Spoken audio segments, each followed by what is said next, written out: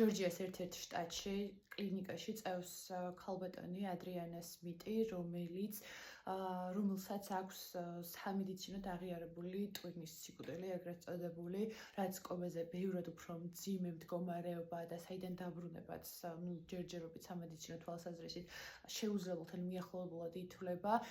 უბრალოდ ეს кейსი გახდა ძალიან საინტერესო მედიაში და სოციალურ ქსელებში ერთი კონკრეტული მიზეზის გამომდინარე.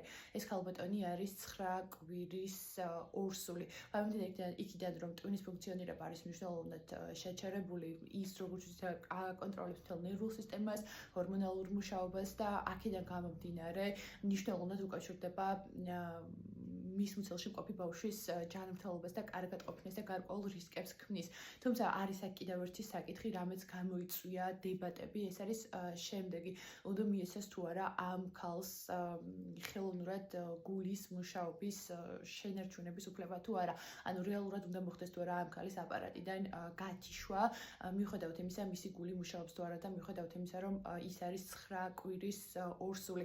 როგორც ვიცით, დღეს საკმაოდ აქტუალურია აბორტთან დაკავშირებული დეტალები, რამდენი ხნის განმავლობაში უნდა იყოს აბორტი ლეგალური, ან საერთოდ უნდა იყოს თუ არა ლეგალური, თუმცა ეს кейსი განსაკუთრებით დამძიმებულია იმიტომ, რომ როგორც უკვე ვახსენეთ, ამ ქალბატონის სამედიცინო მდგომარეობა არის უმძიმესი. აქ ჩართულია ასევე ლეგალური ნაწილი, ოჯახს ამ შემთხვევაში არ აქვს, ადრიანას ოჯახს არ აქვს ამ შემთხვევაში გადაწყვეტილების მიღების საშუალება, იმიტომ რომ ჯორჯიას შესაბამისი კანონმდებლობის მიხედვით, თუ ქალი არის 6 კვირაზე მეტის ორსული, ამ შემთხვევაში აბორტი უკვე არის არალეგალური.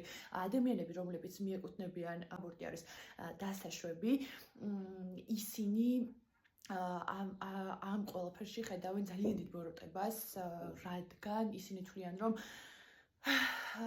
თუ ეს ქალბატონი თითქმის მათთვის ეს ქალბატონი უკვე დაღუპულია და მათთვის ცდილობა რომ ბავშვის სიცოცხლე მაინც გადარჩეს არის ამორალური. თუმცა მეორე მხარესყოფი ადამიანებისთვის, გარკვეული ჯგუფისთვის ეს არის პირიქით ერთადერთი სწორი გადაწყვეტილება, იმიტომ რომ ეს ქალბატონი მათ შესაძლოა საერთოდ ვერ გადაურჩეს ამ მდგომარეობას და ვეღარც გამოვიდეს მდგომარეობიდან, რაც უფრო მეტად მოსალოდნელია, თუმცა ისინი ცდილობენ რომ ბავშვის სიცოცხლე მაინც უფრო გადარჩნენ და მყარად რჩებიან ამ აზრზე. თუმცა ასევე მნიშვნელოვანი საკითხია ერთი რამ, რომ რამდენიმე წლის წინ Grey's Anatomy-ში იყო ზუსტად მსგავსი შემთხვევა განხილული და იქ მაშინ აი ამ ეპიზოდის ბოლოში ერთ-ერთი ისეთი ყველაზე ავტორიტეტული ექიმი, ასე ვთქვათ, საკმაოდ ისეთი გამომწვევი ფრაზით გამოდის, რომ ანუ თქვენ უბრალოდ გინდა ამ შემთხვევაში ქალის ოჯახი არის თანახმა, რომ შეუნარჩუნონ გულის ზემა ადრიან ამ პერსონაჟს, იმიტომ რომ ბავშვის სიცოცხლე მაინც გადარჩეს და ისე რომ თქვენი